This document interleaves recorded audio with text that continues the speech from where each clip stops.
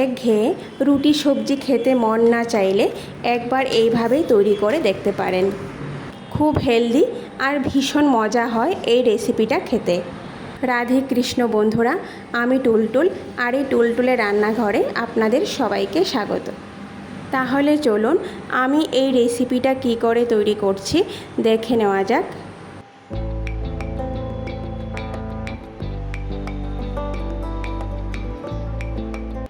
তো সবার প্রথম আমি এখানে একটা সেদ্ধ করা আলু নিয়ে নেব।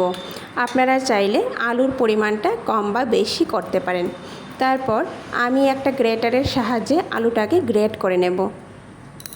তারপর অল্প পরিমাণ লবণ দিয়ে দেব। এবার একটি চামচের 3 ভাগের 1 ভাগ চাট মশলা দিয়ে দেব। আমি এখানে আর কোনো মশলা ব্যবহার করছি না। তারপর খুব সামান্য পরিমাণ হলুদ গুঁড়ো দিয়ে দেব। 2টো কাঁচা লঙ্কা কুচি করে দিয়ে দেব। 1 মুঠো ধনে পাতা কুচি দিয়ে দেব। এবার সবগুলো উপকরণ ভালো করে মেখে নেব।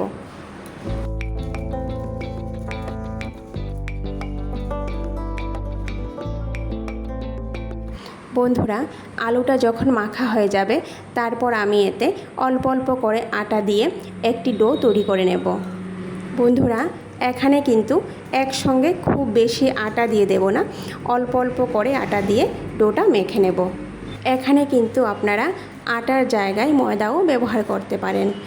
বন্ধুরা, আমি কিন্তু এখানে 1 কাপ পরিমাণ মানে চায়ের কাপ মেপে 1 কাপ পরিমাণ আটা নিয়েছিলাম।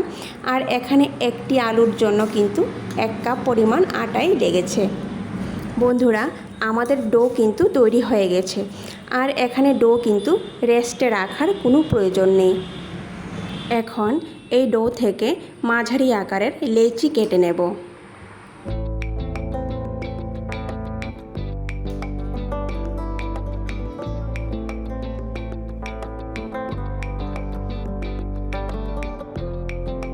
আমার এখানে 4টা লেচি হয়েছে। এখন আমি খুব সামান্য পরিমাণ শুকনো আটা দিয়ে একটি রুটির মতো করে বেলে নেব।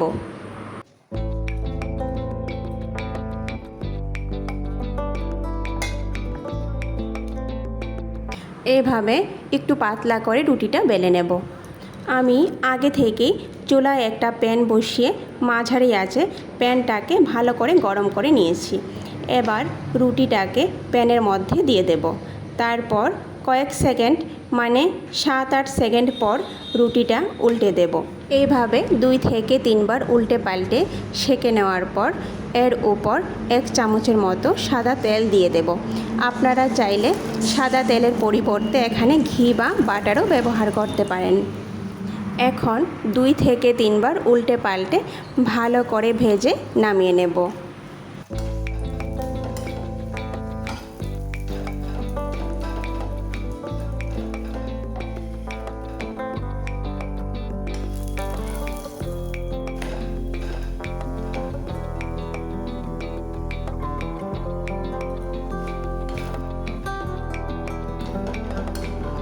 বন্ধুরা, তৈরি হয়ে গেল আমাদের একটি পরাঠা।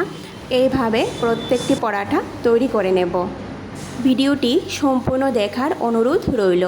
আর ভিডিওটি যদি ভালো লেগে থাকে তাহলে সবার শেষে লাইক, শেয়ার আর সাবস্ক্রাইব করে দেবেন। নমস্কার, আজকে এই পর্যন্তই। কথা হবে আবারও পরের ভিডিওতে।